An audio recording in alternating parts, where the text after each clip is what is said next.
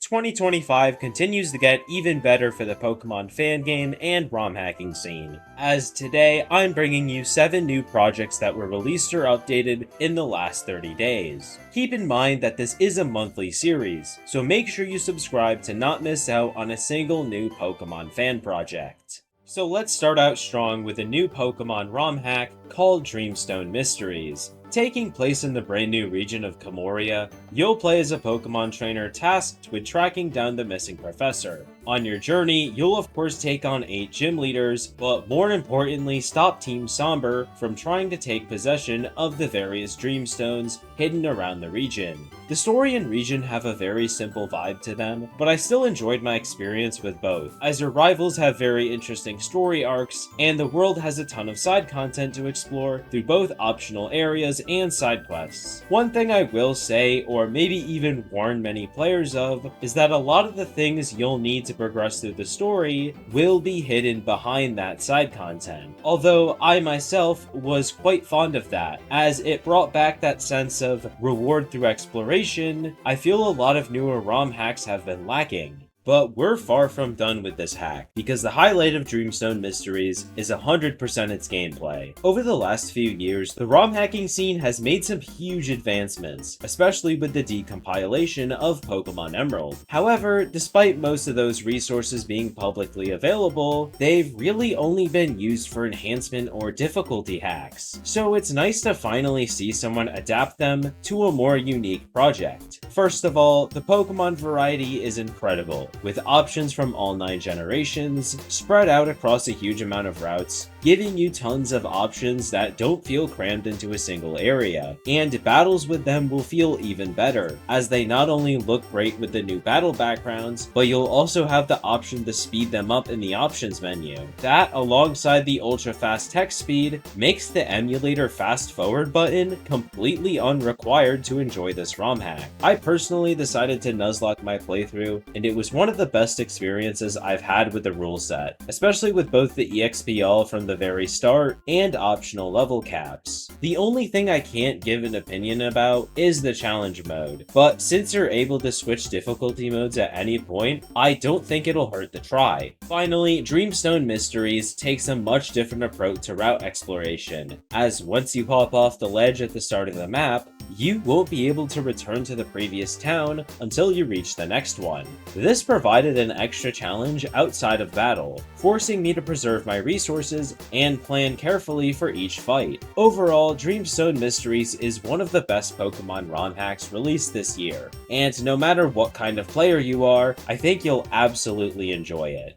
But before we continue, I spend a lot of time playing Pokemon, editing videos, and even making my own game. So with how much time I spend staring at a screen, I often have trouble falling asleep at night. That's why I'm happy to present Manta Sleep Mask, the sponsor of today's video. With its easy adjustability and comfortable feel, Manta Sleep Masks aren't just designed for better sleep, but for a better life and better napping experience, as they even have their own pro nap movement. And with the summer months already upon us, that extra daylight can throw off your sleep without you even realizing. So if you're looking to snooze through those early sunrises, Manta has everything you need for deep sleep and total blackout as days grow longer. I went with the Manta Silk Mask as I personally prefer its simplistic features, but they also have the Manta Pro Mask with zero eye pressure engineered for side sleep comfort, or the Manta Sound Mask that includes everything the Pro offers and even built-in Bluetooth headphones. So don't wait any longer and check out the tagged products below to get your Manta Sleep Masks today. Make sure you use code ARI for 10% off your order, and thank you to Manta Sleep for sponsoring this video.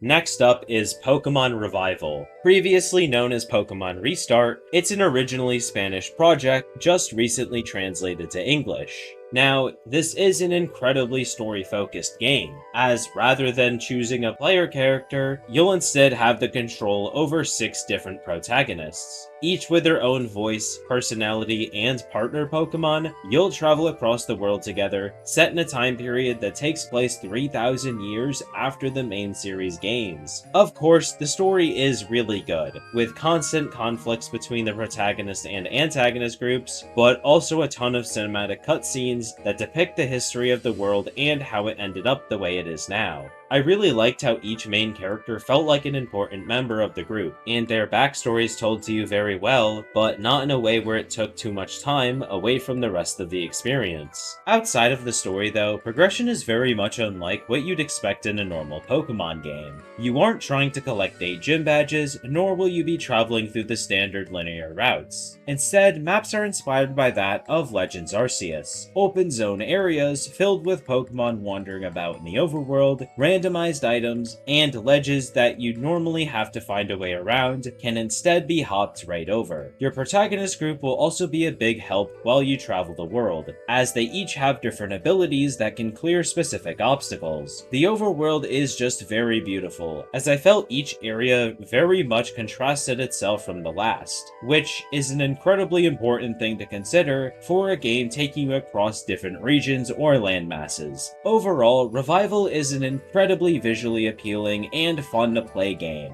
Its current demo will take you through the first chapter, set in the Unova region, so I highly suggest at least keeping your eye on it. Now this next segment is going to be a bit shorter, as it's for a ROM hack I've already covered in a full video just a few weeks ago. But, of course, that would be Pokemon Odyssey, and its newly completed release. In Odyssey, you'll play as a Pokemon trainer with the goal of reaching the bottom of the Yggdrasil Labyrinth, a massive underground system made up of 8 different open zone areas. The story is very good for a Pokemon ROM hack, and even alone is one I'd recommend playing for. But, of course, Odyssey also comes with over 100 new regional forms, buffs to existing Pokemon, a plethora of quality of life features, and a nearly endless amount of side content. If you want to learn more about the project, I highly suggest checking out my full video about it for a more in-depth showcase and why I think it's the best Pokemon ROM hack ever made. But I also don't blame you for wanting to just dive right into this absolutely incredible project.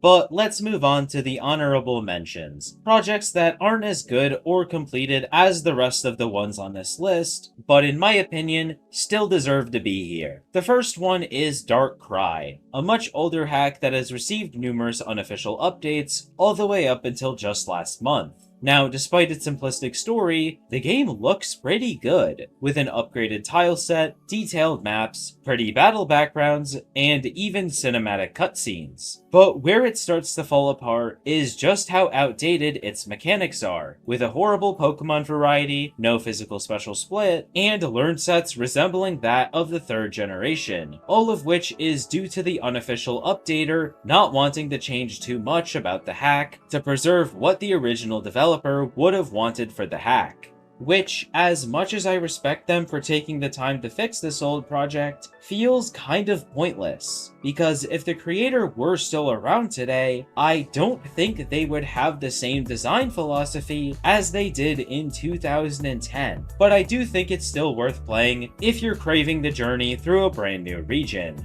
The second honorable mention is Pokemon Samba, a fan game inspired by the real-world country of Brazil. Visually, the game looks pretty nice, with an enhanced Generation 3 overworld look, and Pokemon having their sprites animated in battle. And while I'm not super familiar with the country of Brazil, the region itself is very diverse and fun to progress through. What puts this game in the honorable mention section, though, is the fact that it's both a 3-gym demo, and a lot of Pokemon are still missing their back sprites. But I still think the game has a ton of potential, with just how much effort seems to have gone into every other aspect of it. And if it looks interesting to you, then I highly suggest giving it a go anyways, or at least sending some positivity the developer's way.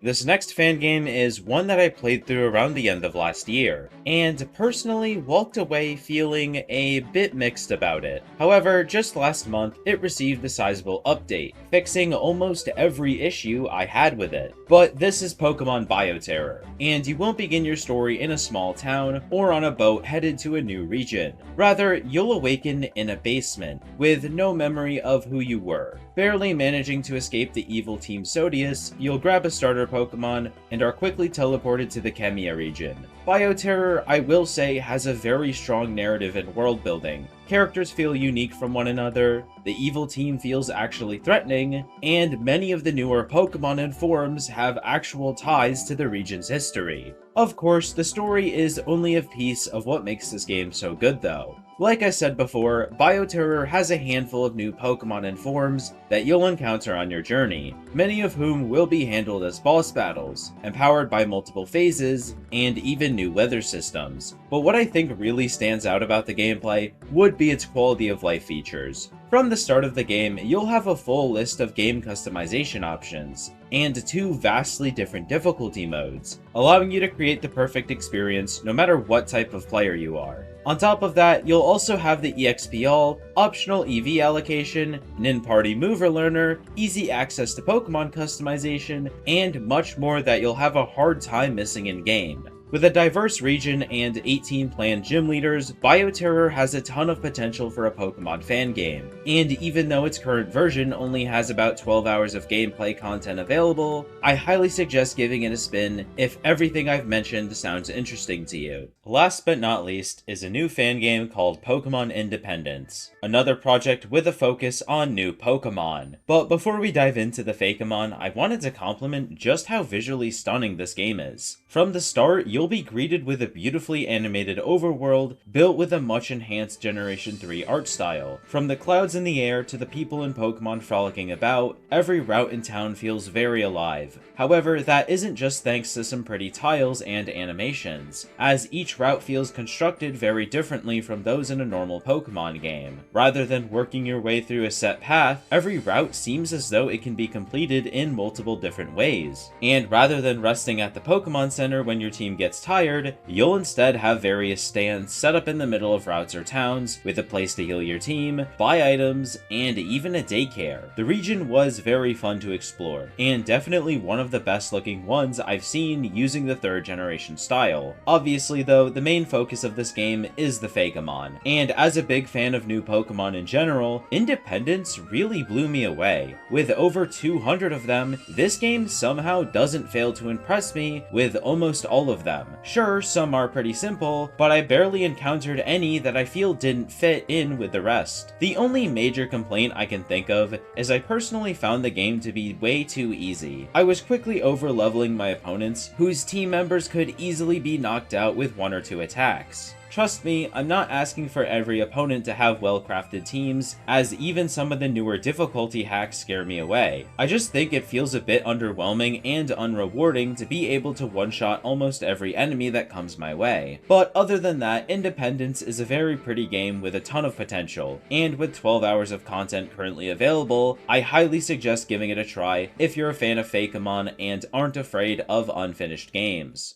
But that's just about going to wrap up this video. I hope you were able to take away something new to play, and if not, then be sure to check out the rest of the videos on my channel. Thank you to my channel members for their continuous support, and have a nice rest of your day.